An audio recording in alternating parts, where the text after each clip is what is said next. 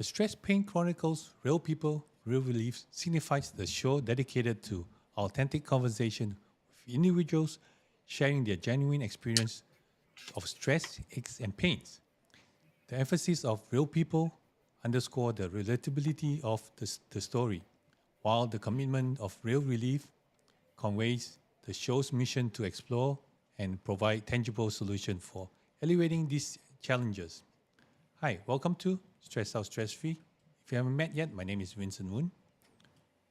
Where my name is Vincent Woon, where I help people like you stay stress free by changing one habit at a time. Ladies and gentlemen, Stress Out Stress Free fam, welcome to another enlightening episode of the Stress Pain Chronicle Relief Real People, Real Relief. Today we have the privilege of sitting down with, standing up actually, remarkable individuals whose life has been a tapestry woven across the diverse landscape of the Pacific Northwest. Meet Gretchen Shepherd, a long-life resident of enchanting region. Gretchen's journey has taken her from the serene landscape of farms to the vastness of desert, the hustle and the bustle of city, the tranquility of the beach, and even the mystical edge of the rainforest, all within the borders of Washington State. Wow. A storyteller at heart, Gretchen embarks on her literary adventure at the tender age of 5, and her grandma's thoughtful gift of a camera at the age of 10 ignites a lifelong passion of capturing the beauty that surrounds her. Now, as a grandmother herself, she wears many hats: photographer, storyteller, retired teacher, retired librarian, YouTuber, and a perpetual learner. Her mantra is to look for a beauty hidden in the plain sight and strives to share this moment of splendor through the lens of her camera and the tales she waves. In today's conversation, we explore not only the picturesque landscape that have shaped Gretchen's journey, but also the stress and pains that life inevitably brings. As a seasoned storyteller, she unravels the narrative of her experience, offering insights and perhaps real relief for those facing similar challenges. Join me in extending a warm welcome to our guest, Gretchen Shepherd, as we embark on another episode of the Stress Pain Chronicles. Ladies and gentlemen, please help me welcome Gretchen Shepherd. Wow. Hi, Gretchen. How are you? I'm Welcome. good, Vincent. Thank you for that amazing introduction. That was quite something.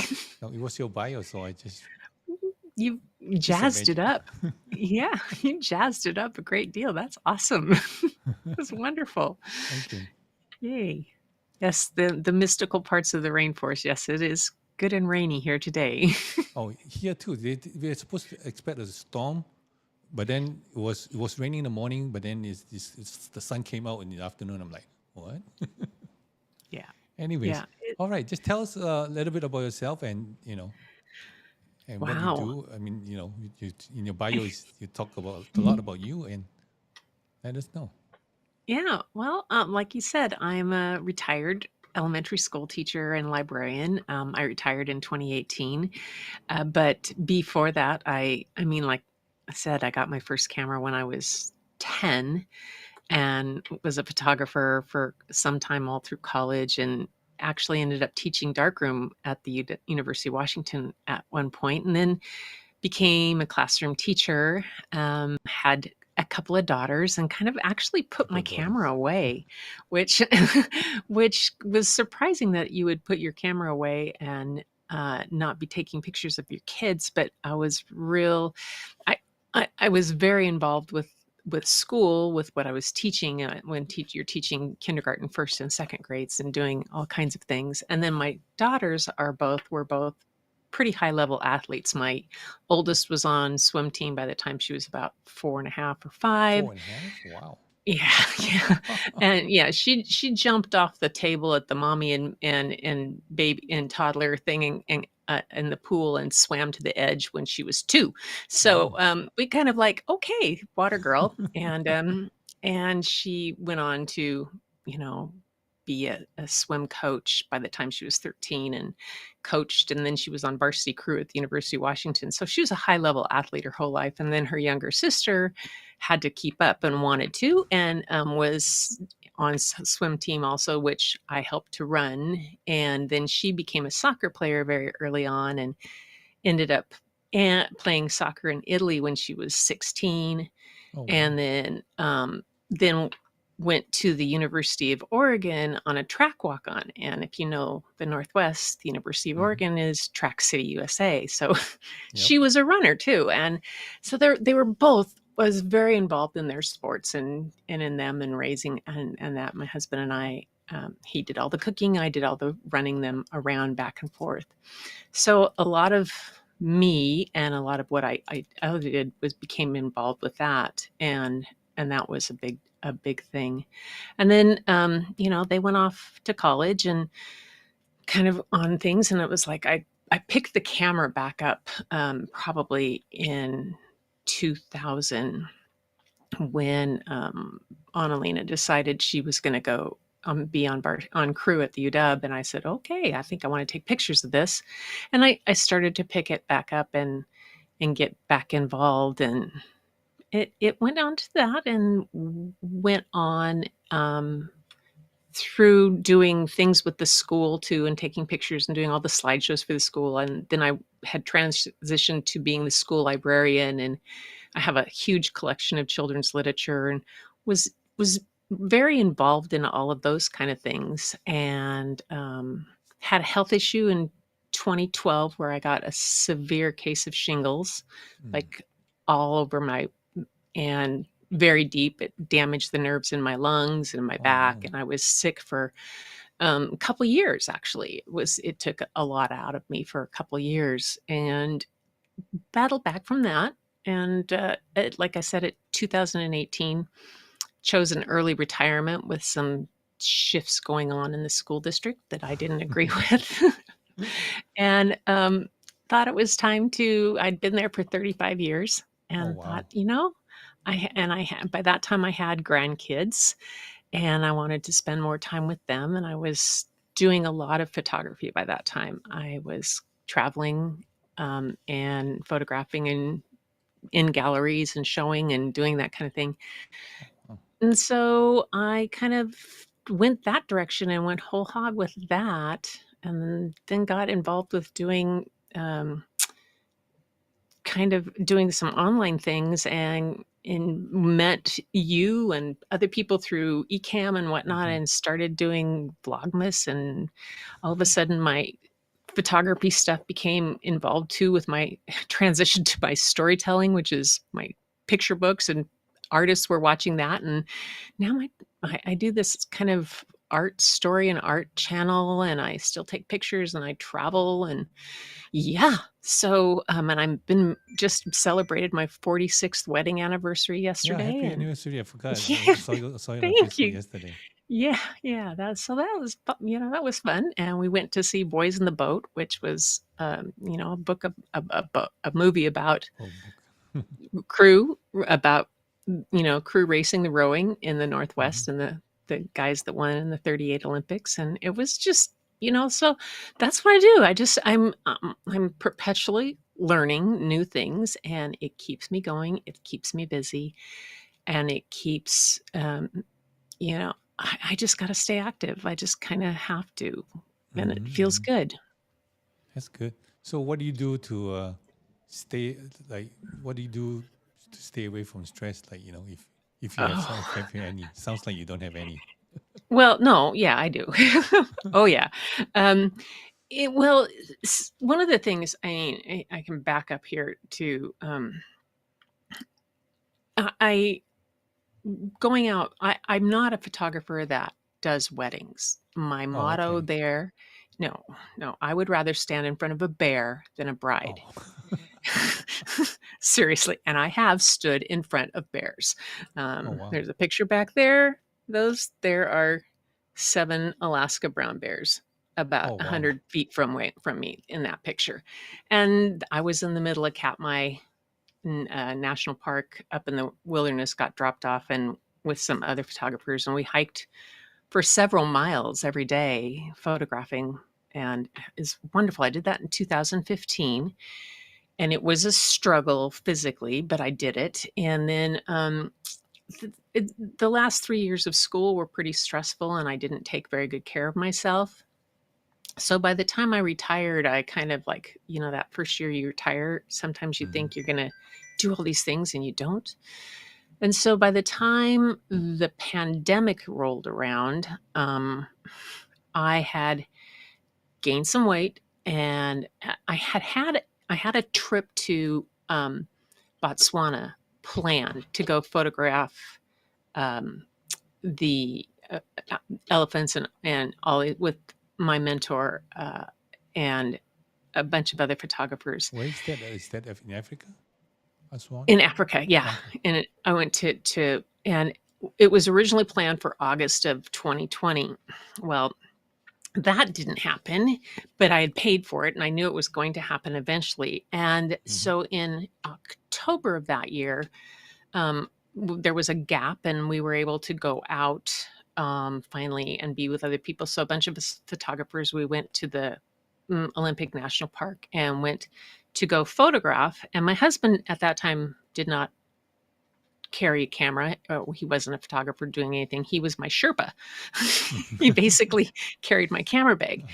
And we went to Solduck Falls, and I made it only about halfway up, and I couldn't walk up any further. And I was out of breath, and I couldn't do it. And I was so devastated that I had let myself go to the point that I couldn't do what I really wanted to, Mm-hmm. that I came home, made a resolve, got into a program of exercise and a food program.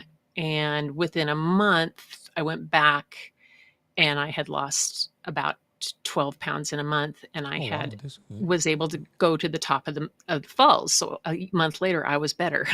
Yay!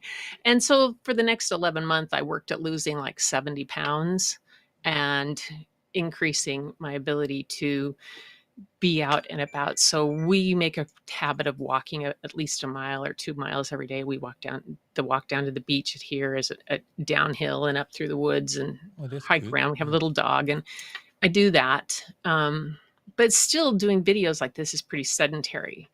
But it Mm-hmm. was important to do that because I knew this trip to Botswana was a big deal, and it was a once in a lifetime kind of thing for me to be able to do. And I knew that it was going to require me being on my own, carrying a 25, 30 pound camera bag on my back, Mm-hmm. getting in and out of Jeeps, doing what I was doing, carrying it through airports, where I was and off in the bush and that kind of stuff. I had to be fit enough Fit. to do that. And Yep. because Bob wasn't around, he was no longer carrying my backpack. He doesn't carry my backpack anymore. Mm-hmm. I carry my own, which is good. It's 67, almost 68. Oh, I can wow. haul That's if, good. Yeah. you know, I'm trying. So I, I think it was a mindset thing, that it was something that was really important to me, and be able to go out with my grandkids too and haul them around if they needed to be hauled around Mm-hmm. and pick them up and do those kind of things and go on those adventures. That became an important thing to me. So I had to figure out a way to make it work for me. Mm-hmm. The So what stress did you part do? now is yes, the walk every day, but I have a chair over there that belonged to my grandmother, Mm-hmm. and she rocked me in it when I was little. If I get really stressed, you'll Oh, find me curled up in that chair and okay. just talking to grandma, or That's with a good. book. I'll sit back with a book, or, and I read picture books. Believe it or not, still read kids' picture books all the time, and they are very soothing to me. So, That's good. yeah, I heard that you've been doing pretty good with your channel too. You have that's people. my channel. I've done 472 Wow. shows. I did a year and 2 days, straight. I did it every day, and now I do it twice a week. And I read anywhere from 1 to 3 books on each, and talk about the author and the illustrators, and where they were, what brought the book about, type of things. Just there's and most of the people who listen, who do come to the channel, are Mhm. all artists. So Oh, it's very interesting to see how the illustrators or the authors, and a lot of them are writers too, oh, come up with those stories. So that's great. Even with children books, they come. You have people that comes up. oh yeah, children's books. It's funny.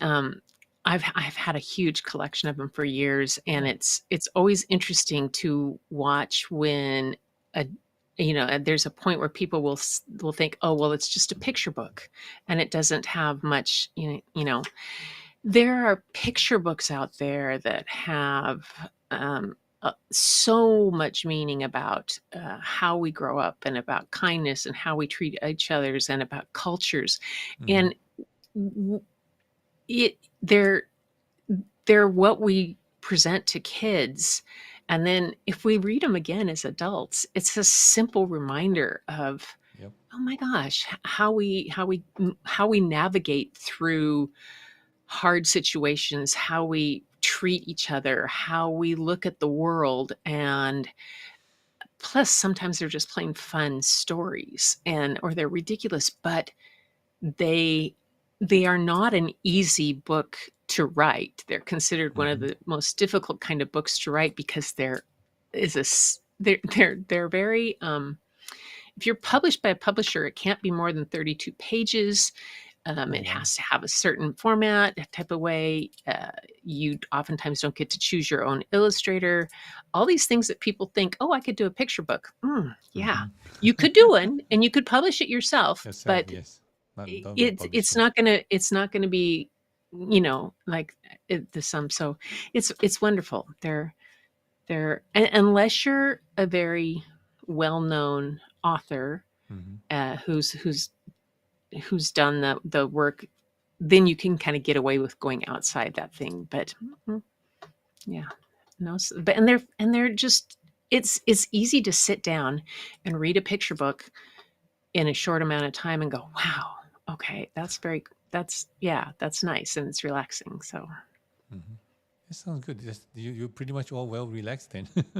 yeah, well, no, You have yeah, your yeah, kids. it's that, I'm one of the things I have to work on is Mm-hmm. to not put things off to the last minute, because I tend to try to convince myself that I work better under pressure. Mm-hmm. Yeah, I Who think we all doesn't? do that. Everybody does that, though. I think school did it for us, I guess. Yeah. Oh, exam And, time. Let's go study now. yeah, exactly. And Mm-hmm. those things that, I mean, it's in the photo. I'm the channel part that I do with this reading of the books. That's pretty easy for me. Mm-hmm. And teaching was always pretty easy for me. What's hard for me is the putting my photography work out there for others to. I Why mean, is it? yeah, it's because that's mine. When I read other people's books, it's Mm-hmm. that's I mean, I can read in any voice. I my degree was in oral interpretation of literature. I'm a storyteller. I can do all that kind of things, and I don't have to be me. My Mm-hmm. photographs, when they go out there, that's That's you. a that's me. That's a story I'm Mm-hmm. telling. And yeah, but it's it's makes me feel really good to do it, most of the time. And then when I don't do it, which I haven't picked up my camera and been out for about 3 weeks, I'm Mm-hmm. like beating myself up over it, which is silly, but that's the way you could do it. But Oh, so I think it's just that you feel like you get off the habit already, and then you feel like not connected, I guess. it's that should, Uh huh. I think that's one of the worst. words in our vocabulary is that should, I should be you doing know, that, what that does to our psyche. Um, I have, I have, my mom always had this saying about fix it up, wear it out, make it do without. That was her thing, because she was that was all over the house with the 4 girls. Everything was that. But I took that and I changed it because of the should, or I should do this, or I shouldn't do that, or this should. I changed it to fix it up, wear it out, make it do until you sort it out. Sort it out. Oh, okay. So and then until I Until you sort it figure out. it out. So then I figured out. I know that I can figure things out, and that's a little mantra that sits over there. And then those kind of things that are stuck around to remind me of things. Yeah, I don't know. That's good. That's But good. it's good. It's good. This is water is a big thing too. You say what do you do to keep from stress? I find that that was one of the things that helped me lose the weight was to drink about 100 to 120 ounces of water a day, at least. And I still try to do at least 100 ounces. But if I get really stressed about stuff, I will just go drink a couple glasses of water, and just because you have to slow down to drink water. If you don't, you'll choke. You will. It's just like, and it's just not good for you. So you take a deep breath and you drink your water, and okay, I can do this. And sometimes also, I think one of the other things is I just walk away from what it is, and then come back and look at it with fresh eyes.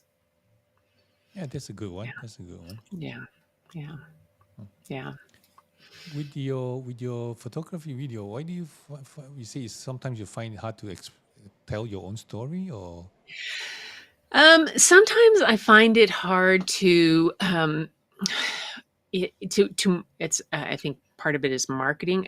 Is putting it out there in galleries and things like that, and what people think, and is it going to be what they want, or is it this or that? I mean, and I'm getting past that now. It's just whatever goes in the gallery is going in someplace. It's what I want to show and what I want to do and what I want out there. So I've let go of a lot of that now. I don't know. Maybe it's just because I'm like, I just like to do this. This is fun. Yeah, that's good. So and then you don't depend on the income, right? Or that income for the. No, that would be. I would be living under in a shoebox. I had to depend on that income. No, it's not. It's and I print a lot of my own things. I have my own website and that type of thing. So I have all of those type of aspects in that business end of it, and Bob helps a lot with taking care of a lot of that type of part of it, so I can spend more of my time in the creative aspect, where we're about as opposite as people as can be. I'm very creative right brain, and he's a very analytical left brain. And I when I cook, I will cook with I'll bake. I won't cook. He likes to cook. I don't like, and so he's taken up baking, and he's like measuring to the gram, and I'm like going, what? Same here, my wife. It's like, you have to measure it. If not, it doesn't taste good. I'm like, and he weighs it all, and I totally respect it because things are working. But I'm like, but I'm making crazy cake with my grandkids, and I'm like, there. He goes, but shouldn't is scoop it up. There it is. This is the way Grandma taught me. This is what I'm gonna do. This is what my mom. This is what we did. And I just to me it's got to be. So it's good to have somebody that balances you. I think for me, it does that. Yeah. That's good. So are you traveling a lot? I mean, are you going to start traveling again, or no, not really? I think so in 2022, I did Botswana and South Africa. And that was in September. And then we came back and we went to Phoenix to go to see the grandkids, and then we were going to take a long trip back, and then got a call to go meet some photographers, and we went to Oaxaca, Mexico, in 2022 for 11 days for the Day of the Dead, and that was phenomenal. It was Oaxaca's a World Heritage Site, plus the cultural experiences of going to the villages and seeing weavers and then painters and artisans, and then experiencing the whole culture of Day of the Dead. And what it did was just, I loved it. I loved every minute of it. And then we've done a few little trips and stuff like that. And then this past September, I was with you in Creator Camp, and then I came back to Phoenix, and we took a long road trip home. And so we hit like 5 national parks on that trip, and did a lot of camping and stuff. But I think I'm probably gonna stick around. There is a trip that I would really like to go on next November, and it's to Brazil, to photograph jaguars, and and that is one I'm contemplating, but I don't know. I'll have to see how things go. It would be kind of nice to just sort everything out and stick around here, and rather than go on another trip. But I don't know. Why I haven't. is that? What's holding you back? Yeah, it's a expensive trip to go on. Okay. But it would be just, I mean, I've been fascinated with jaguars since I was a child. And that is, that's kind of why I'm excited. The other thing I would really like to do is I would like to take Bob up to Alaska to see the bears, to photograph the Alaska brown bears again. You mean he haven't been there yet? Or? He's never been. He didn't go with me. It was an experience that just is. It's hard to explain how small you feel, but how amazing the rest of the world is when you are in the middle of 4 million acres of a national park, and there are 20 bear to every one person, and they don't really care that you're there. They have no interest. No, they don't care. They're after the salmon. As long as you don't reach in front of them and try to pick up a salmon that they're going for, no, they don't care. They don't really care.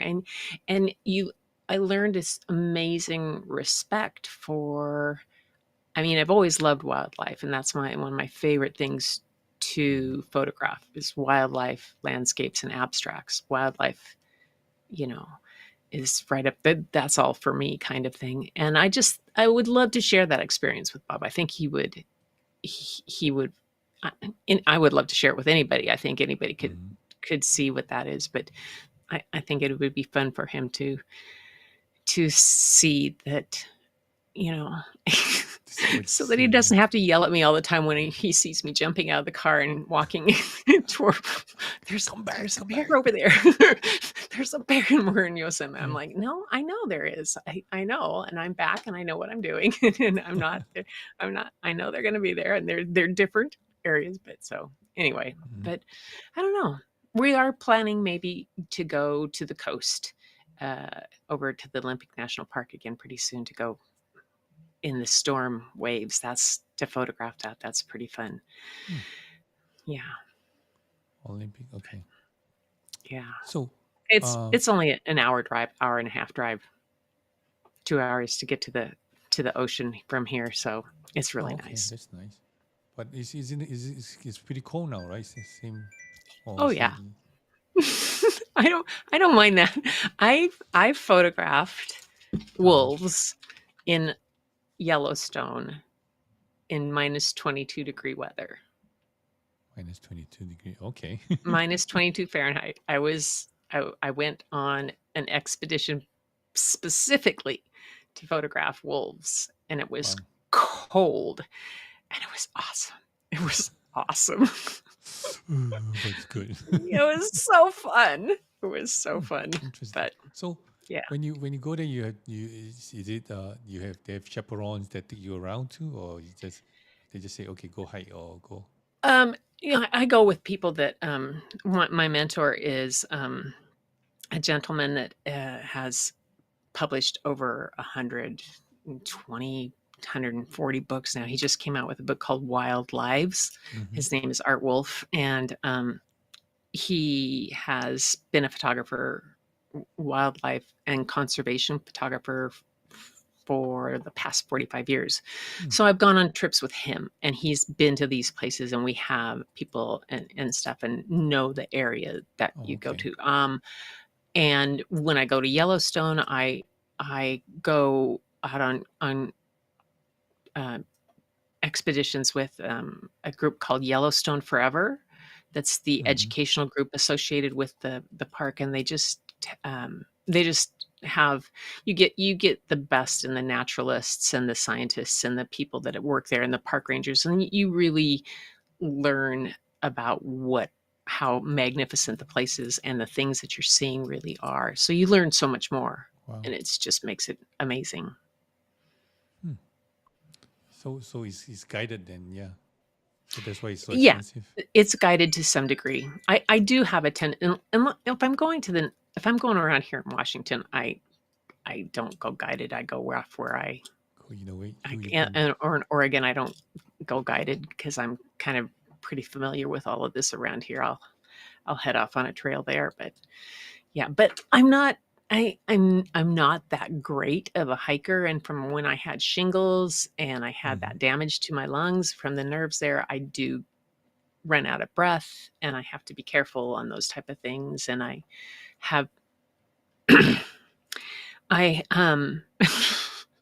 I I have both my knees have been replaced. So my knees Oh don't wow. bend quite as well to get over logs and stuff like that. So I have to be careful of that. And I've had multiple concussions over my lifetime, Oh boy. like What kind of concussion then? 11, 11 of them. 11 of them? Wow. And so I do have to, I just have to be cautious. And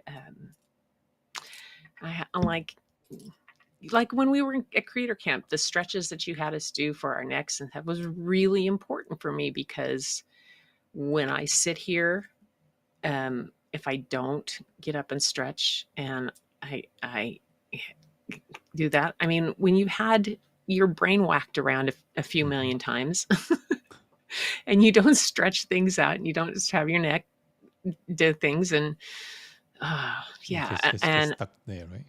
I have multiple herniated discs, and I've spent a Oh, week in traction, and um, I've, where lower back I, or upper back I or neck I've or L4, L5, L5S1, and then I had bruised my spinal cord right at the base of my skull. how do you do that? Uh, the spinal cord bruise was I slipped and fell down the stairs at my home when I was growing up.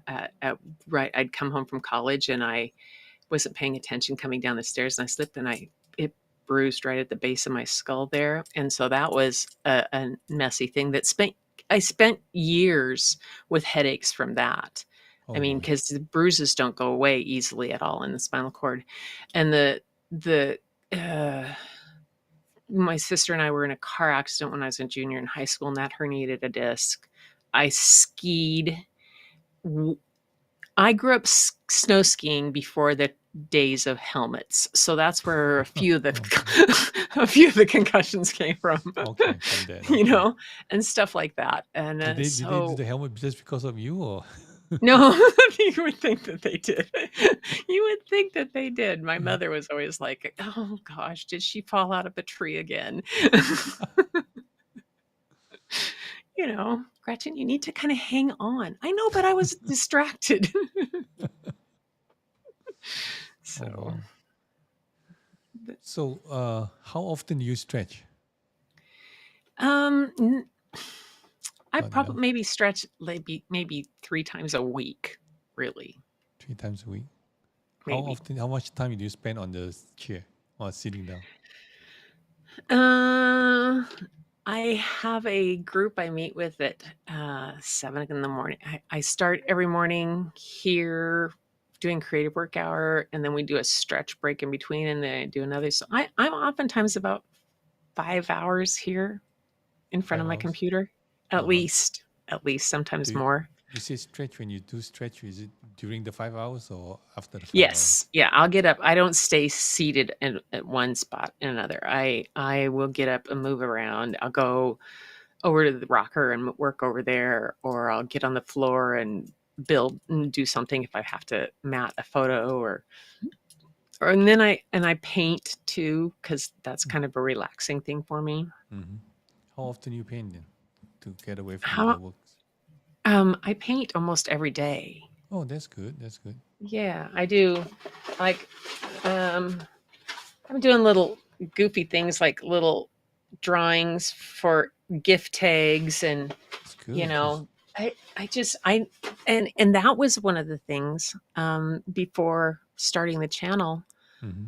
I didn't own a sketchbook and I didn't believe that I could draw.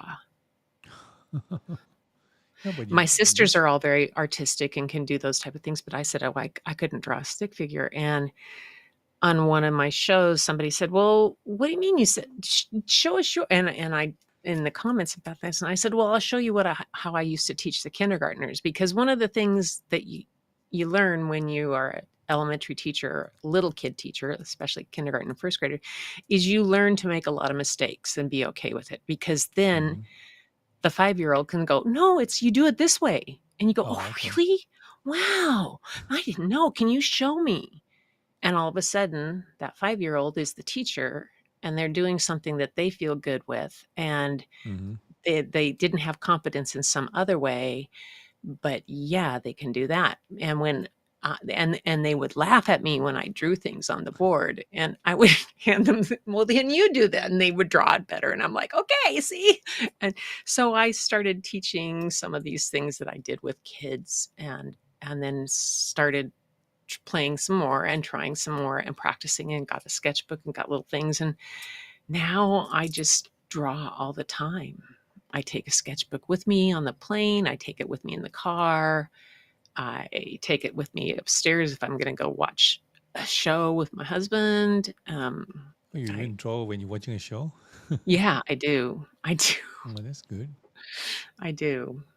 Yeah. So it's just it's a way to keep, because I can't edit my photos up there. I would be doing that otherwise, Mm-hmm. but that's too distracting for me. And I'm not, and I've taken classes in it too. So I've started taking classes, and I joined an art group out here, and just to do those things to kind of expand. Um, it's getting me past those things that I think I can't do when I can do this. I mean, when my whole life I never thought I could draw, Hmm. or I could be that kind of an artist. I could see in black and white. I could do any photograph. I could do all kinds of things like that, but I couldn't draw something. And now I can. And That's maybe good. it's not very Yeah. good, but at least I can. So it gets Mm-hmm. me over the hurdles of other things.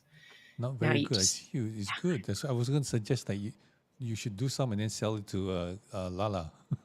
She loves to do stickers and stuff. So. Lala, that cracked me up, because when she sent me the invitation to be on her show, she Mm-hmm. sent me something about tea bags and stuff like this, and I didn't know we were going to be making. She was going to have us make things that Mm-hmm. make me do a craft that she had something.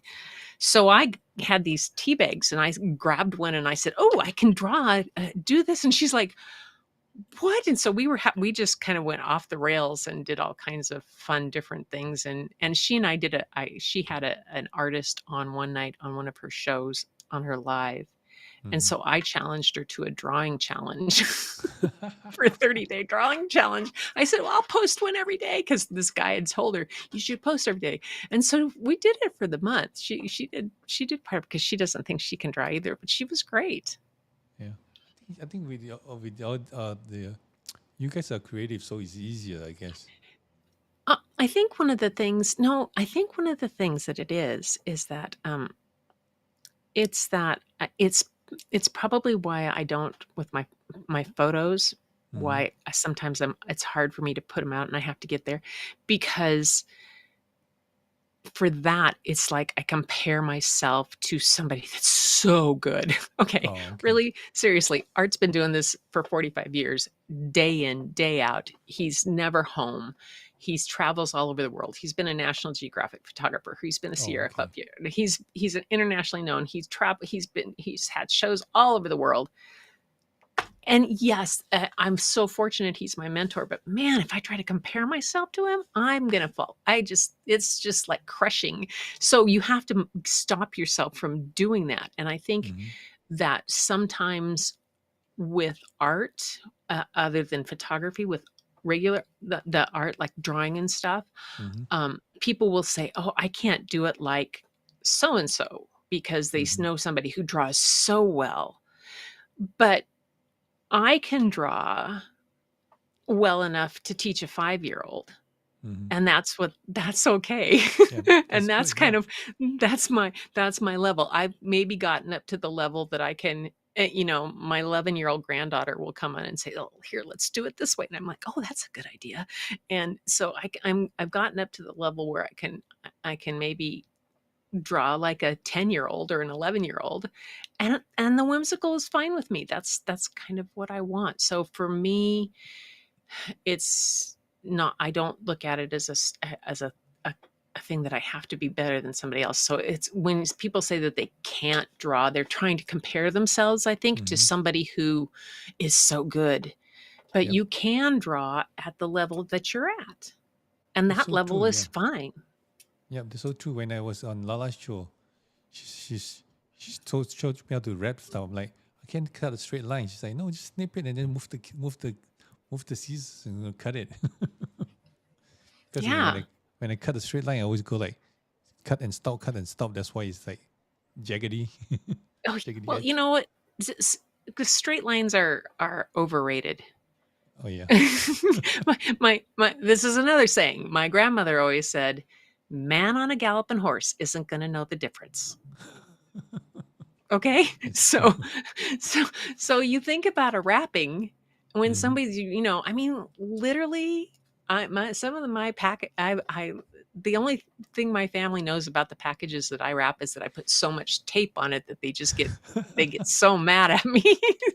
my sisters will just start, but the kids are just ripping into it, and I'm thinking, yeah. So if the edges aren't straight, if it's not quite right, if I have to patch it in here, oh well. Oh well. Yeah. Yep, that's true. Yeah, that's true. Yeah, because it's like they're gonna rip it off anyways. Why? Why bother? Yeah, yeah. I mean, know it may look pretty underneath the tree with all the fancy kind of stuff like that, but I'm having more fun making these silly little gnome tags that I'm coloring and drawing and slapping one of those on rather than a bow. Mm-hmm. Those are going on, well, and that's just what I'm doing. It's just relaxing. But stretching would probably, you would suggest that I stretch more than 3 times a week, probably, I Yeah, bet, that's it. right? Yeah, because instead, and also I know you move around a lot because how often you move like from the desk to the floor and then from to the rocking Oh, chair um, every about 20 minutes or so. like every I don't, 20 minutes. unless if I'm doing my live Mm-hmm. show is usually lasts about an hour if I'm Okay. reading the books. Mm-hmm. So I'm here at there, but then I'm up and gone. And in my morning when I'm with my creative work hour, I'm here usually for an hour, maybe. But sometimes I'll run up and go take a shower in the middle and stuff. But I don't I don't stay Intentionally. put in one place very well. As an elementary school teacher, Mm-hmm. especially in like when the first 17 years I taught kindergarten, first and second grade. Mm-hmm. Okay. And then the last 18 years, I was a kindergarten through fifth grade librarian. As that librarian, I had a new group of kids come in every 40 minutes. Mm-hmm. And it wasn't like I had 5 minutes in between. It was a 40-minute, like 9 to 9:40. the first class 9:40 to 10:20, then Oh, came okay, recess. And nonstop. I mean, they were right on top of each other. And so it was within that 40-minute framework. It was bring them in, get them sat down, read the story, talk about that, get checkout done. Checkout's done, come over, do a lesson, boom, boom, boom, here we go. So I'm moving at all times. Hmm. And when I taught in the classroom, you don't I don't there was a couple years where I didn't even bother to keep a desk because you you just don't You don't sit need with it. Yeah. you don't I had 29 6-year-olds in my classroom one Oh, time. I had wow. 29 first graders. You don't get to it was a huge room. It was a glorious room. And we ended up putting the desks in a big circle, and my desk was in the middle of In it. the middle. And so I remember, we had centers and everything all over the place. So my life was always moving constantly as a teacher. And growing up as a kid, my dad grew apples, Hmm. and I lived out on a farm and in Eastern Washington. So it was up, go out and do stuff. We were outside. We weren't allowed to watch television on school nights. We could only watch a limited amount. Um, it was outside, run around. My mom's way of telling me I had too much energy, or if I was getting kind of wound up, she would say, "Go out and after dinner, go out and run around the orchard." Mm-hmm. Now, that's one thing for something, but you've got to understand that my orchard was 30 acres. So did you run up and down? Or? So she would have me run the perimeter of the Oh, orchard. okay. Wow, wow. So I would go out the front door and I would run all the way. And it was 30 acres is not small. I know. It is How not long small. does it And it take? was on a hill. Mm-hmm. Oh, it took a long time. She was blessed to have it be a long time. It's okay. She's out running the orchard. you know? And that That's was a fun kind of what, idea. yeah, it was perfect. Send her out for Yeah. an hour to go run around the orchard. And that's what we did. So I don't stay well seated in one spot for very long unless I've got a good book. And then Mm-hmm. I'm Mm-hmm. So then that's a I'm good thing then. yeah. So Okay. stretching every 40 minutes or so, you No, think? whatever your break is good. It's just so whenever you switch to the next test or whatever, you just stretch a little bit. So that would be I guess I never even not put that in my brain as a connection, because I think I just got it. My always has been the purpose of getting up was to go someplace else, or to Mm-hmm. go get Mm-hmm. something, or to go do something. That in that motion, there can be a secondary Yep. goal. You can put in stretching in that as Yeah. a thing to Stretching do. or just what do you Hmm. call that? Stretching, or you can just pat yourself, like pat yourself like shoulder, whatever is tight. Let me just show Oh, you. So basically, just maybe pat your hand, pat your arms, pat around, and then pat your chest a little bit, and then you can stretch like is your chest always tight or your shoulder always tight? my neck is always tight. My Neck is neck always is tight. always, yeah. Which part would be like the back, the back area, The like the this? back of my neck, yeah, the back of my neck back here and back up into my upper shoulders right there. But the back of my neck is always and cracks. It goes crunch crunch. Always getting cracks. Okay. Do you remember some of the stretches that I show you? You had something with one with a cupping of your hand, wasn't Mm-hmm. it? Does that help you? So show me again, would you please? Is this like 1 second here?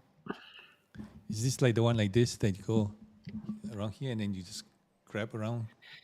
Oh, that's right. Yeah, it's kind of like sweep over, with with cupping your hand, but just like sweep over. When you sweep over, right, you just use your Mm-hmm. finger pads, go across it. See, just use your finger pads, go across. If you want to be, you want to add more. What do you call? To get it deeper, right? You want to put some pressure, and then you just turn your head to the opposite direction, and you will kind of like dig into it. Oh, yeah. Feel it? Oh, Yeah.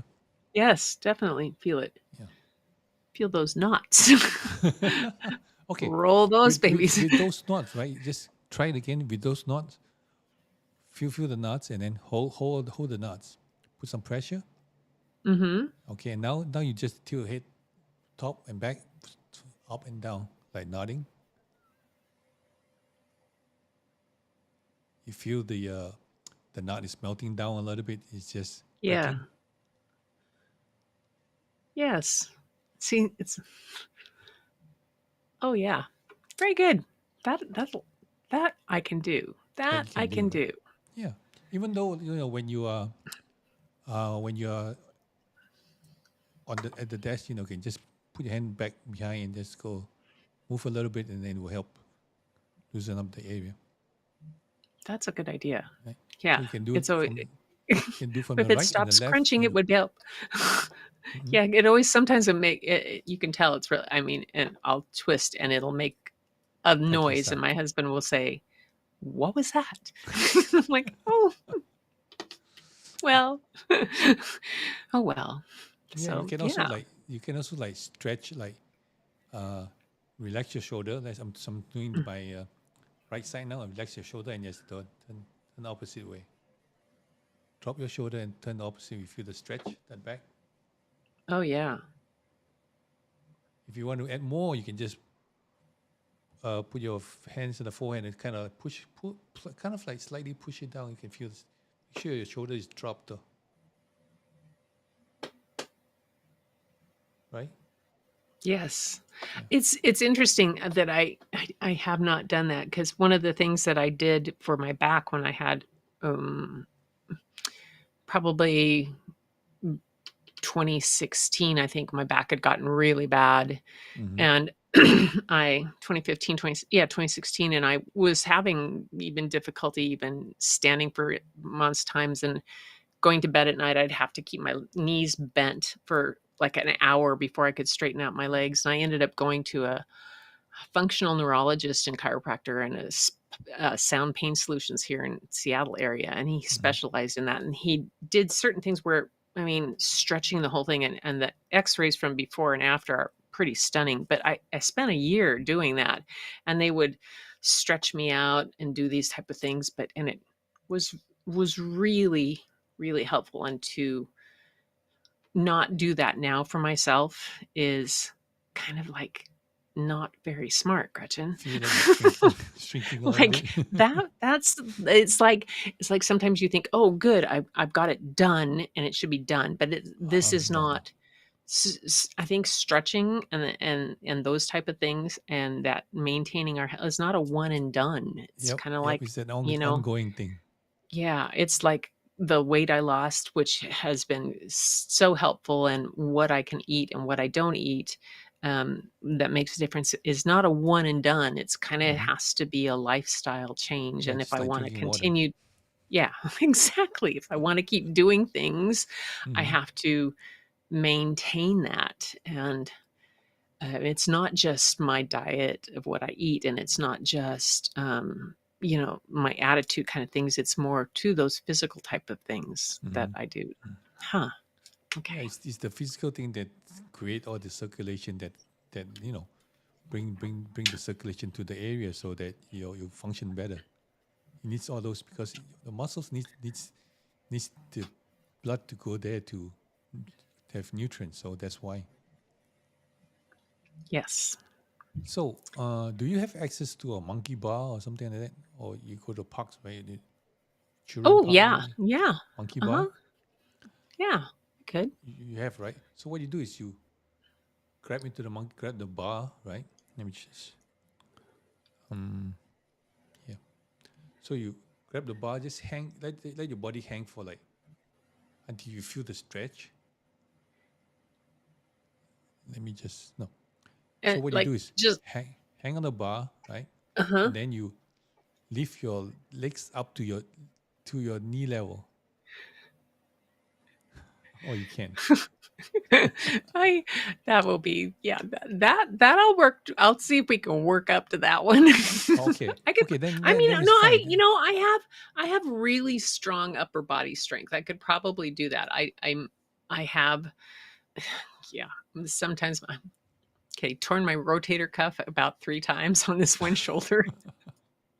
No, just see, the thing is, the goal is to have your body weight elongate your vertebrae. Oh okay. See, so I it's like getting a chiropractic adjustment. I uh-huh. When I was living in the city, right, cannot find a monkey bar. So what I did is, the traffic light, there's a walk sign. So I climb up there and just dangle You just myself, hang there. hang there for just a couple of seconds. You don't want to. What your goal is to get your body weight to elongate your vertebrae, but you don't want to pull any muscles. Oh okay. So that's the goal. So you just do it just so that it just starts to stretch, but It's before it just a starts to stretch, and then you can feel like your weight is pulling, elongating the vertebrae. okay. So All that's a good right. one. So, Yeah. when I was working when I was working in a spa, right? Because I do massages, right? When I do a spa, every time at the end of the day, I just go up and put some weight, lift my knees up a little bit. If you cannot, it's fine. So basically, you will feel that there's weight pulling you down. So Mhm. just like, and sometimes you can feel like ta ta ta ta ta, you, or Oh vertebrae yeah. elongates. So Okay. so that will help Yeah. with the lower back. Yeah, Or because the lower back is always it is one of those challenges that each day mhm, I do get up and I stretch my lower back. That's one of the things I have to bend and move that around to get going on my and our walk is when we go because that's something that we do like almost every day. mhm. Um, and it it is really makes a huge amount of difference on how well I feel for the rest of the day because it's usually it may not be, it's not like a 5 mile walk. It's only a couple miles, mile and a half, mile and a half but it's brisk. It's going, it's some of the time it's downhill and then it's back up and through the woods and it's or a long type of thing and we keep it going unless unless the dog wants to just stop and talk to everybody else. So The dog is always oh, nosy, right? yeah, he's this he goes at a very quick rate most of the time. He's just a little 14-pound little rescue guy that thinks he's in charge of the world, and he goes pretty fast until he decides he has to leave messages for everybody. So, Hmm. and then and we have and if the deer are out, we have to kind of hang on to him because we have a lot of deer around in the neighborhood. So, but So he's afraid of the ticks, right? Or no, he'll chase them.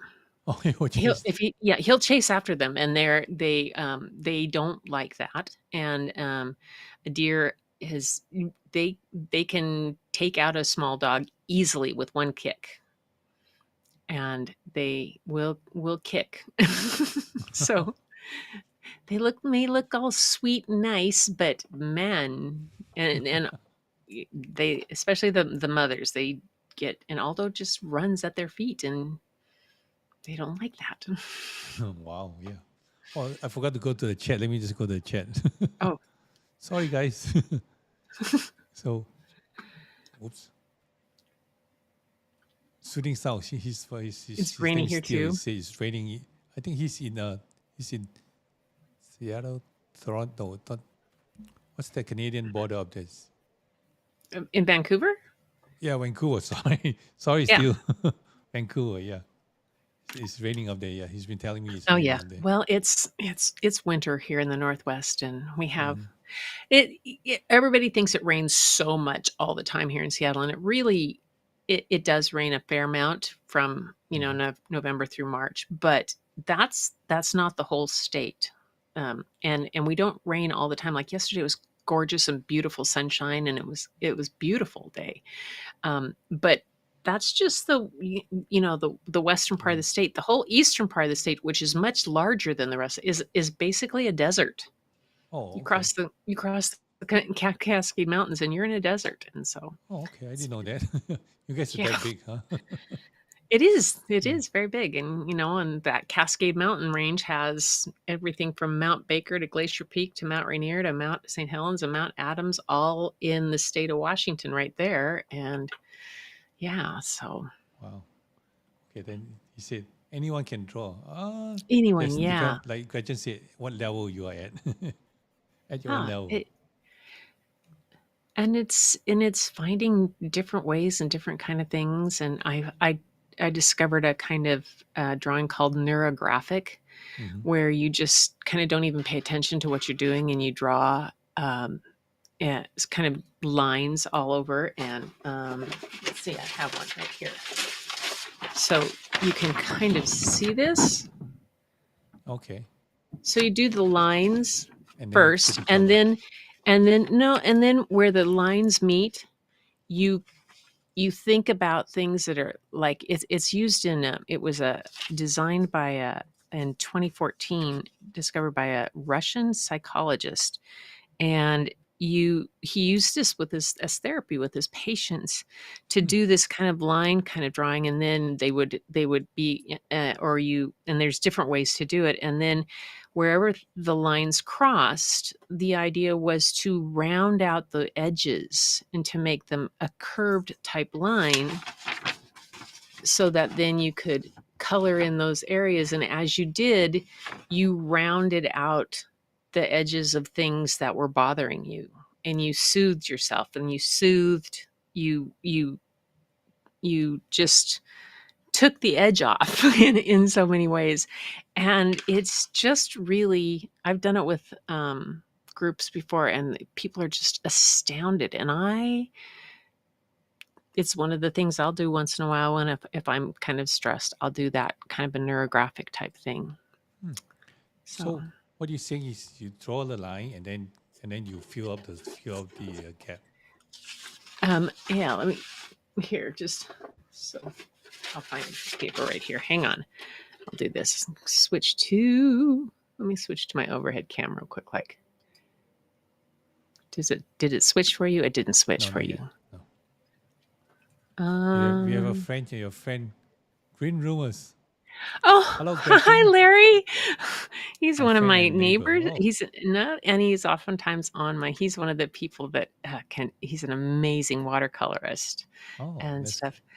But good to so know. anyway, so if you see this, and so what you do, You haven't changed the, oh, you're not using your I top. tried, but it Okay. didn't. I tried to change cameras, but it didn't change for me for you.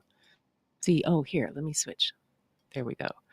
Go to and it's not taking it. It's not taking my other camera. It's not Is the taking my camera overhead on? camera. Yeah, it is, but I don't know why it's not It's okay taking then. it.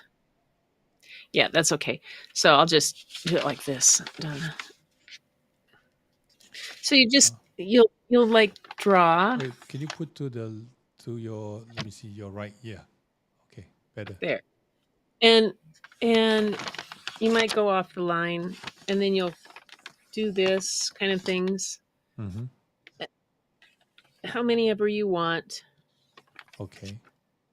Okay, so however you feel like doing it, or even you don't even think about it. And then wherever it's crossed, then you'll curve and round out that line Oh, okay. until all the edges are Smooth it out, curved off. kind of.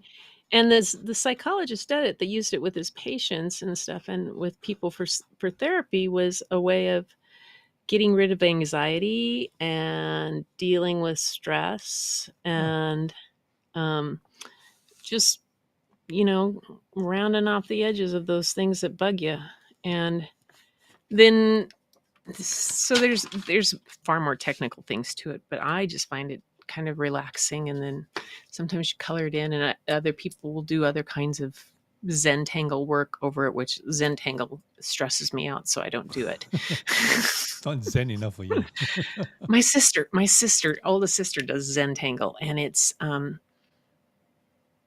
she's an amazing artist, and she's gotten into the very it's very can be very precise and stuff, and she really got into it, and she'll do it for hours, and she finds it very soothing, and she can come up with the new ideas. For me, it's not. It's too much thought. I'm no. What's I'm the gonna. what's the I'm. line thing called? The line thing is called neurographic art, Geography. neurographic or neurographica. Yeah, Larry said I you can. can use that. Yeah, yeah, Okay. yeah. You can smooth off the edges, huh? Yeah. Just laughing Yeah, at that. Yeah. Larry, Green Rumor, they is part of the community that comes to my live story and art, and Oh, okay. shares some of his. We have our share and tell nights on usually on Mm-hmm. Sunday, and they send in their artwork and get to show. I show their work, Oh, and that's nice. yeah, so it's fun to see what everybody's working on and different things. But he's done some amazing things, and he gifted me with a beautiful painting called The Prince of Botswana, and it was based Hmm. off of one of my photographs of Oh, wow.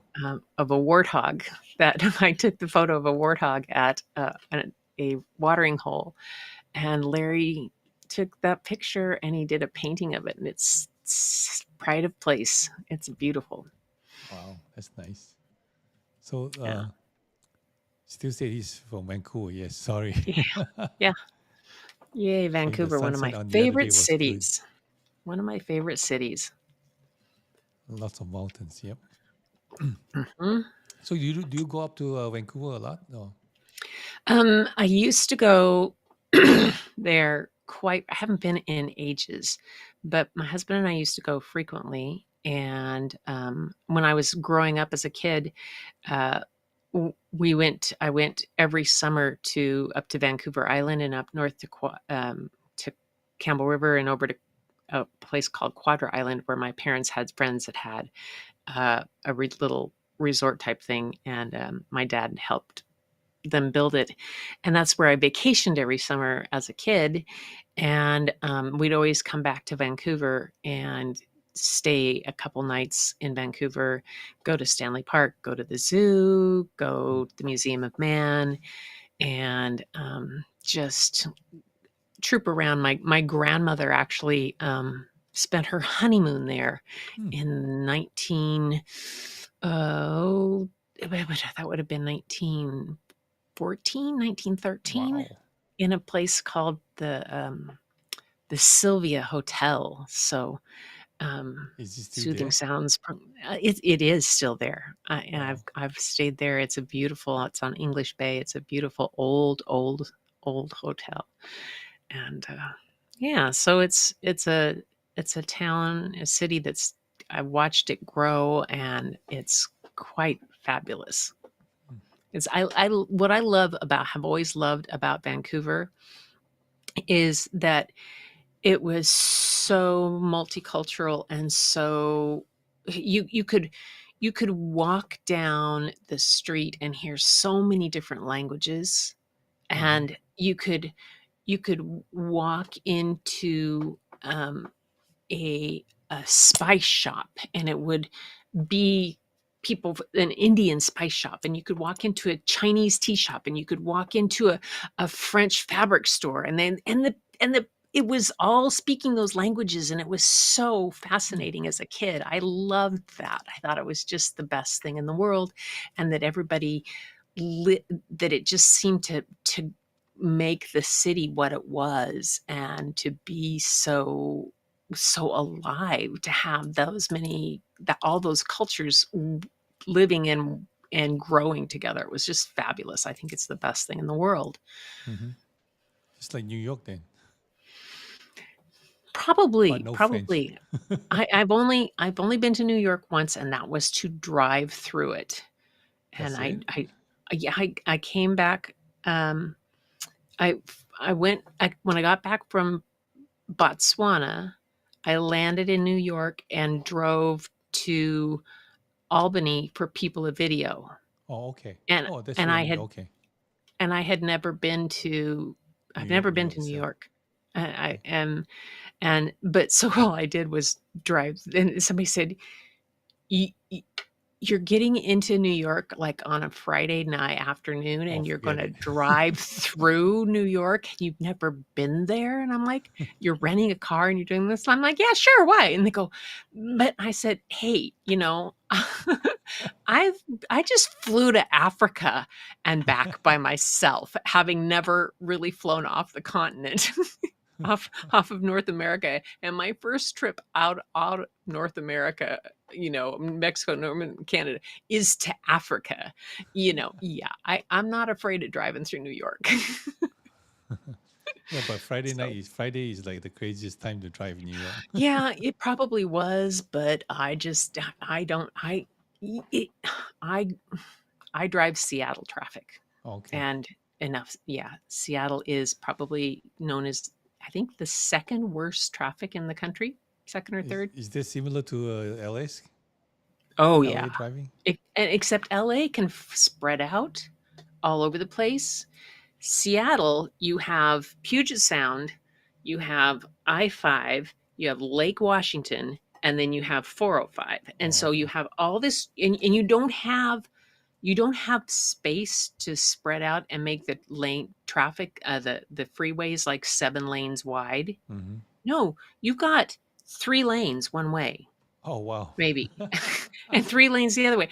Is the first time we went to Phoenix, and Mm-hmm. I had my map thing Siri on, and it said stay in the left 5 lanes, and I was like, the left 5 lanes, what? And I just like, we just don't have that. We have crazy on and off ramps, like from I-90 to go to I-5. It's a 1 lane On lane. on ramp, and you're from 2 major highways, and it's just but we don't have room to spread out because it's going right through the city, and Oh, we're okay. bordered by water on either side, and it's a skinny Mm. little thing. And yeah, Oh, wow. Well, it's Larry said hilarious. it was honor. It was my honor. Oh, oh, Yeah. yeah, yeah. And Steve said it's not far a drive. No, it's not a Yeah. far drive to go to Vancouver. It's really, really quite nice. Quite nice. Silver Hotel, my dad's friend was works Silvio, there. my Yeah. dad worked there, and they have the famous Famous book, book. Mr. Oh, they have the coolest. They used to have the coolest pub downstairs. Mr. Oh, Go also used to work there. yeah. That's Yeah. amazing. Yeah, his That's dad used to work there. amazing. And it's Yeah. funny, he's Jewish and his dad cooks curry. Oh, well, That's that's one of my very favorite foods. That was my mom would always, for our birthdays, would make whatever we wanted to, Mm-hmm. was our choice, and mine was always curry. Curry. Yeah, I love Yeah, curry too. Yeah, yeah. it's good. I had a curry soup last night, Oh, out to dinner, and it was so good. that's good. So yeah, uh, every time you switch your what do you call your chores, you can just do the stretch. And I have one more that I can show you. Let me Okay, just. This is very simple. You want to lift your shoulder forward, right? And then you come okay. backwards and then down. So forward, Forward, backward, straighten up, and then backwards, down. and down. Feel it like Okay. kind of like put your back. Forward, backwards, and then down. Yeah. Right? Forward, backwards, up and down, kind of backwards and then down. Oh yeah. I see that. Yeah. Yeah, you So can you, definitely feel those stretches. yeah. So you up and forward, come back, and then down. You can feel the whole back moving, and your shoulder blade too. You can. Exactly. Yeah. It's amazing. So that's the one that's a good one. I just learned that too. Yay. Yeah. Good. Yeah. Good to do that one. Or the other way, or since sometimes you're sitting down, right? You can also, since you're sitting down, you can just drop your hand at the back and kind of pull it down. See it? Uh-huh. So you Oh, pull okay. you pull the joint down. I mean, on your wrist and pull it down, and then you Yeah, see it. You because feel it. I can reach behind my chair and do that and pull it down. Oh yeah, you can do Yes. that too. So basically, yeah, basically it's the stretch, and if you're standing up, just pull your wrist down, and then you feel like you pulling, loosening up a little bit. And Just stretch my super long arms out even longer than they are. not really. It's just Oh, it's just stretching it, so it's fine. It's not gonna pull it'll be longer. good. I don't mind. I don't mind. Mhm. Farther I can Okay. reach, the better. Okay. One last one I'm gonna show you. Okay. Since you're sitting down a lot too, what happened to it? Okay, I think. Let me go to this scene. But I didn't put it in the all scene, I guess. I just saw it there. What happened? I'm here. No, What? no, I think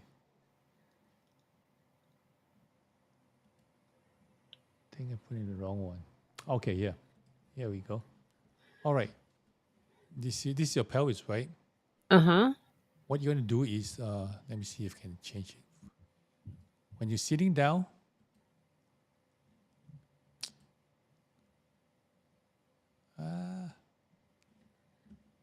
sitting down, you want to let me get my pointer out. Pointer.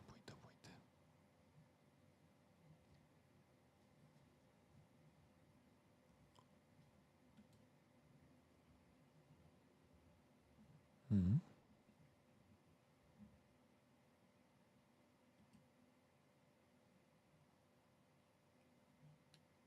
Oops.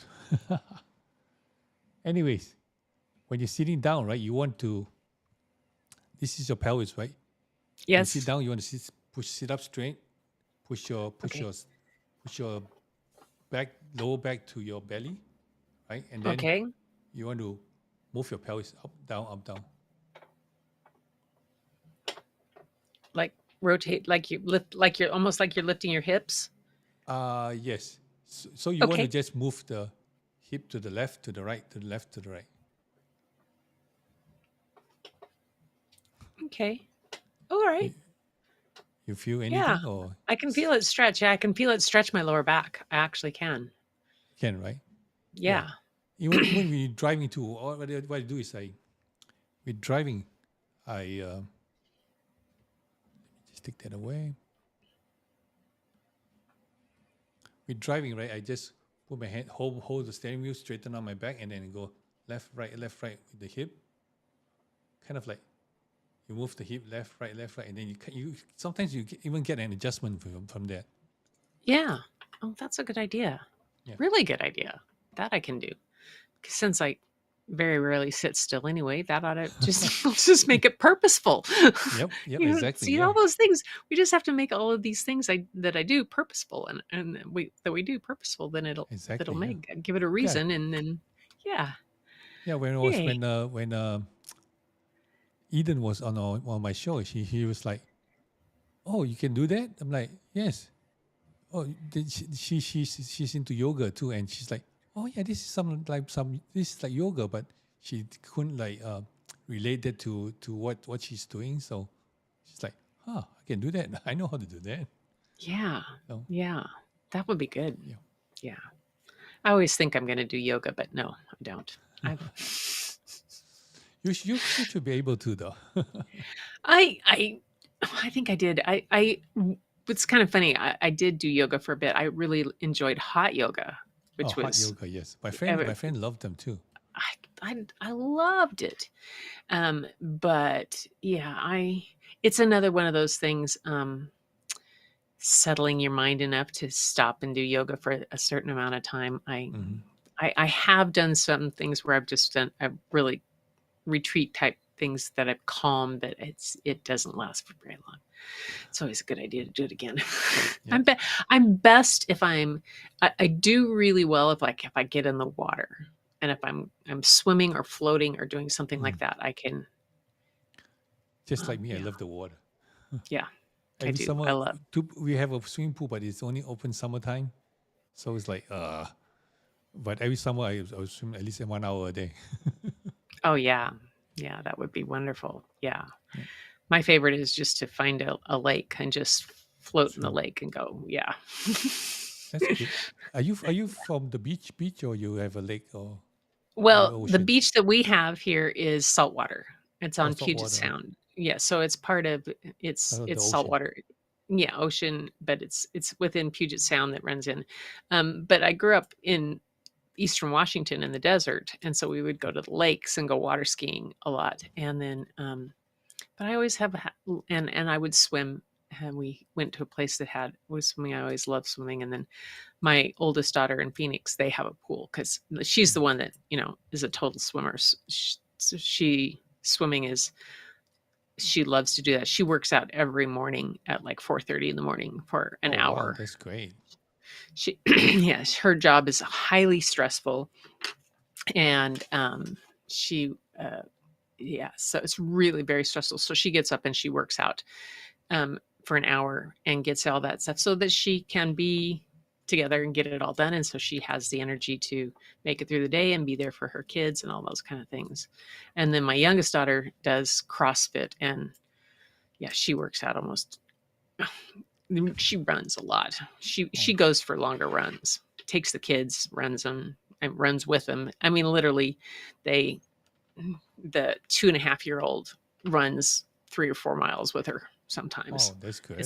And if Bryn will have her, they'll go all over places. Hmm. All right. Still said, oh, I'm sorry. Still, I don't know. I thought it was Jewish. My mom is Persian. Persian. Oh, Yep. Larry said I can do the shoulder stretch, but pelvis the not pelvis not, not moves now. happening. Larry. Yeah. Uh, Larry, come maybe on, you can do Larry. the one hanging in the monkey bar and then lift your knees up, legs up to the That knees. that I want a picture of. That Larry, when you're working on the RVs and stuff that you're working on and fixing up there, that you can. I'm sure there's something in one of those that you can hang and stretch Hang on. from, and yeah. Yeah.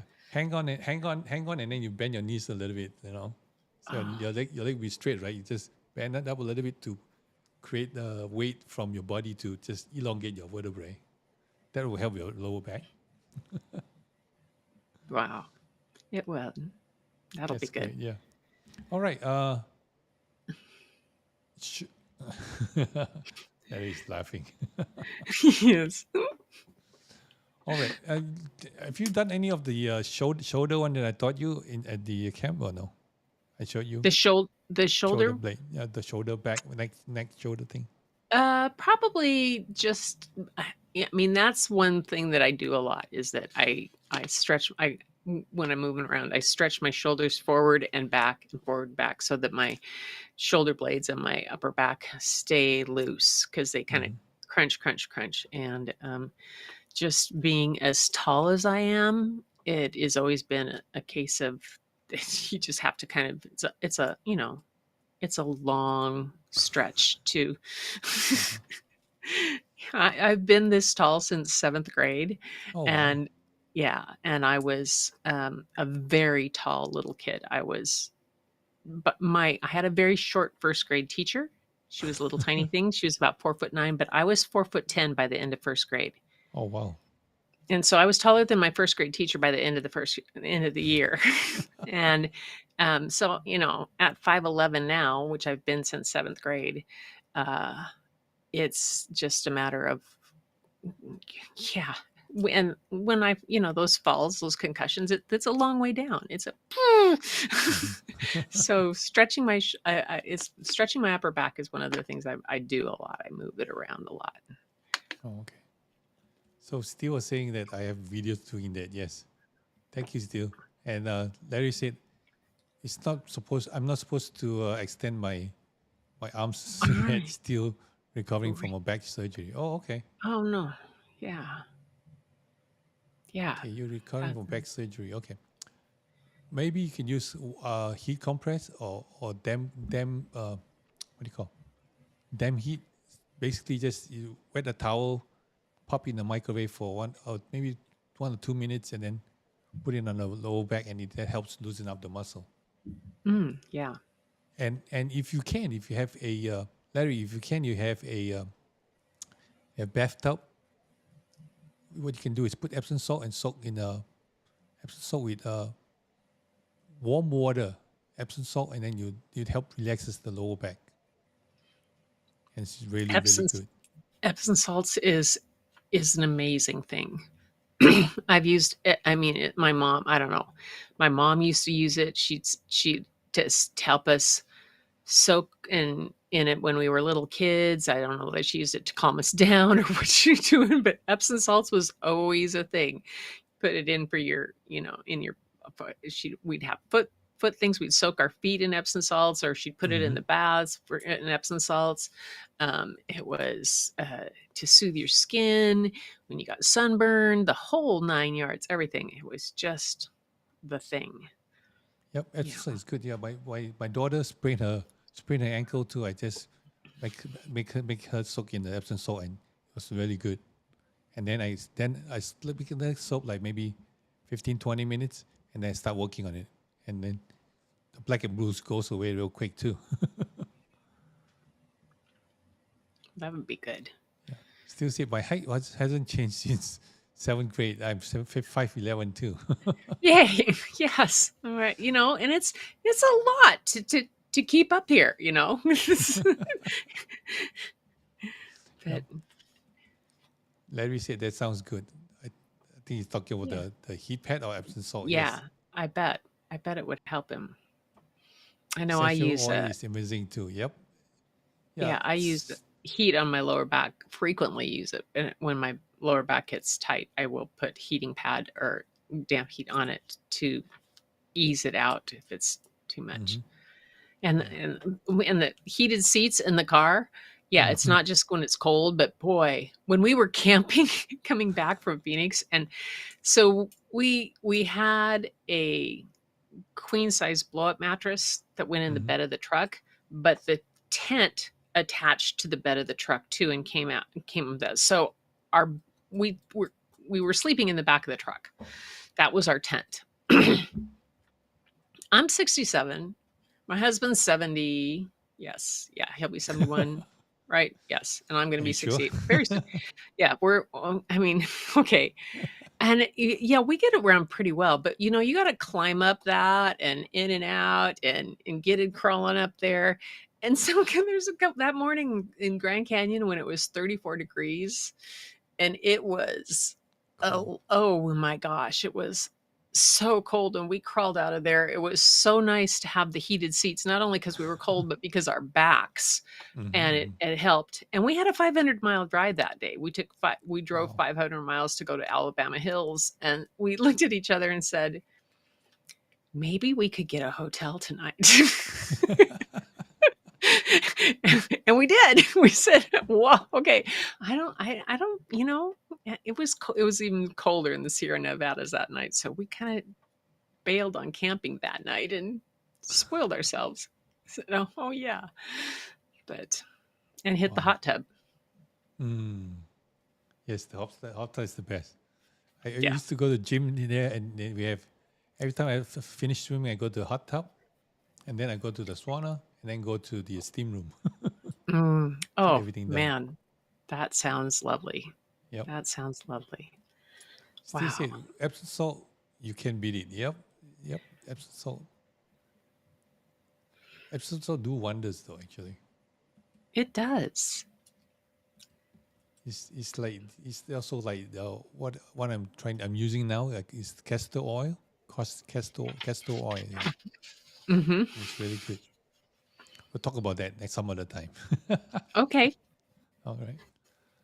Okay. Sounds Gretchen, good. do you have any more questions? Anything you want to know? Or I don't. I think that these type of stretches for my head and especially for my neck are going to be helpful. I had forgotten about those ones about pulling it because that's something I do get. I do get headaches and occasionally, and but I think these, along with my commitment to, the better health, the water, and getting more sleep, which has made a huge amount of difference for me too. I Mm-hmm. think, but if I add in the stretching, yeah, I'm going to be golden.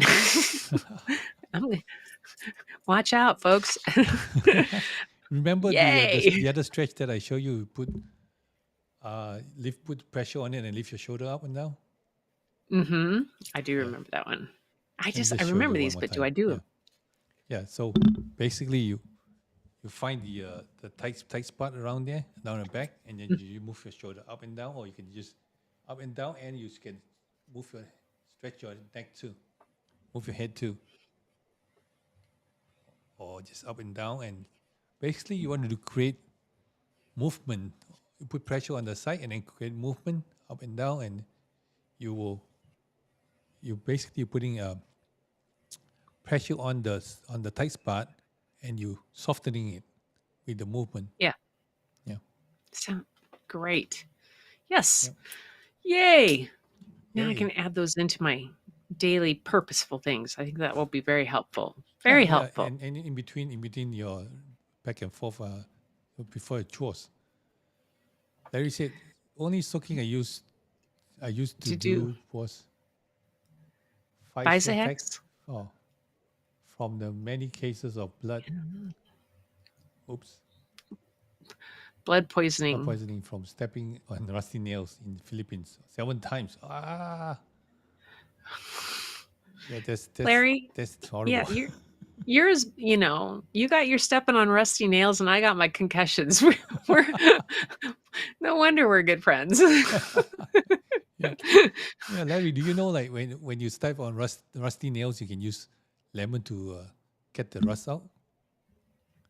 Do you know that? Yeah. So let's say you step on the rusty nail, right? Use lemon, cut the link in half and rub the area. You will pull the rust out. Wow. There's some. I think Betcha that's he wished some he'd known that. Asian thing. I don't know. I think some of the best things that it's like the Epsom salts, that lemon type of things, those things that have been around. Like my mom Uh-huh. um, was a weaver and she spun wool all the time, and she used we had lanolin in the house all the time. Always had lanolin. She put on this and she made this. What she called it baby bottom cream, and it was lanolin um, and like and castor oil or something. She mixed Oh. them together, and Mm-hmm. it was the best thing. My daughters, all the grannies, everybody's like, what was Nana's recipe for that again? Because my mom literally her hands were so soft from spinning and the lanolin from the wool that she did, because it's the natural part of the wool of lambs, of sheep. It's in there, and everybody said, "Oh, lanolin." For a while there, it was no good.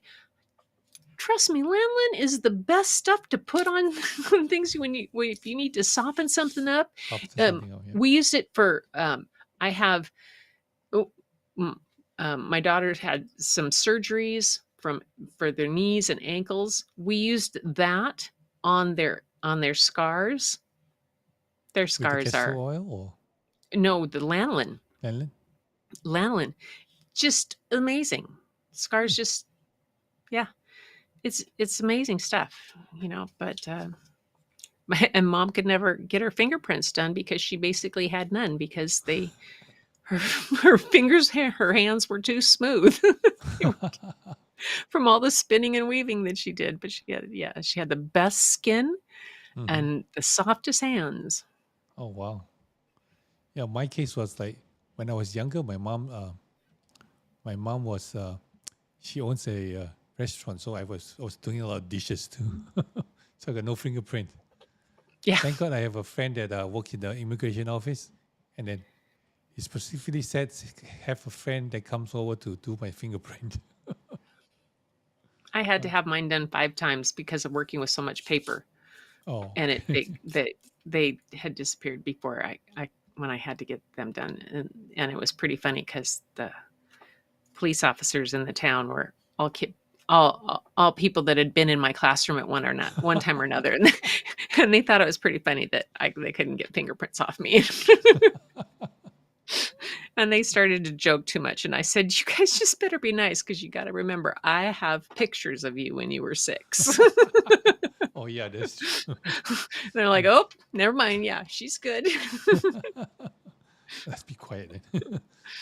Yeah. Still said hot tub is amazing. Yeah. And Larry said I have a few concussion too. Yep. I Yeah. don't do it anymore. I was a kid wearing flip flop. Oh, okay. Oh,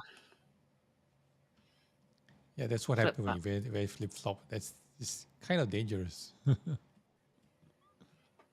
Lemon is good. I used it some in my water. Yep. Lemon is always a good thing to use though. It's just refreshing and helps the body too. It sure does. Okay. Let's see any more. No more and nothing more in the chat. All right, Gretchen. I don't want to hold you too long. This has been delightful. Thank you so It's much. been fun. Yep. Thank you Yeah. for being here. And what else can I say? Maybe we do a follow up somewhere down the line. I would love to. Yeah. That would be great. Yeah. Yeah. So everyone know see the changes. Yeah, see the changes. And everybody out there, pick up a sketchbook. You, Vincent, yeah, I challenge you. You get me to stretch, I'll get you to draw. How about that? Oh, I have to start doing something. Yes. Every time you yeah, come but with look up that neurographic art. I bet you'll be intrigued by it. Neurographic. Okay. Yeah. Neurographic art. Okay. Let me just remember that. Let me just write it down real quick. So it's basically neuro just for the brain then, yeah, right? Yeah. Yeah.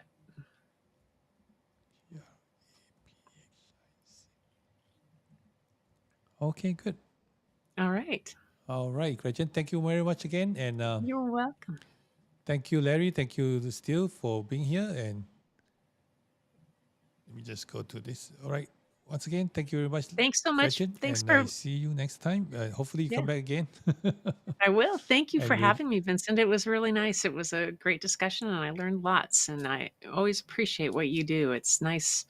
It's important to have that stressed out, stress free, and have somebody that kind of really knows what they're doing and can give us a chance to kind of look and take a stop for a moment and go, oh, there are places that I can fit this in.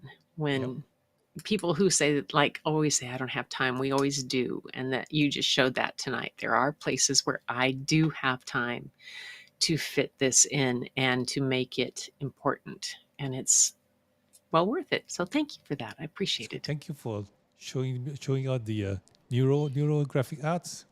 Yeah, I didn't know about that. That makes sense though, you know. And it helps with the drawing and stuff. So it helps relaxes the mind too. It's I a totally fascinating. It's a fascinating science. It really is. Yep. And especially nowadays, they come up with all these different type of techniques and stuff, which is great. Yeah. Okay. Larry said, take care. Have a great evening and Merry Christmas. Merry Christmas, Larry. Thank you for showing up. All right. Thanks, Larry. Thank you. And all right. Thank you very much for watching. And if you want to support us, you can always go to buymeacoffee.com/Vincent Moon. And don't forget to stay stress-free by changing one habit at a time. And I see you in the next video.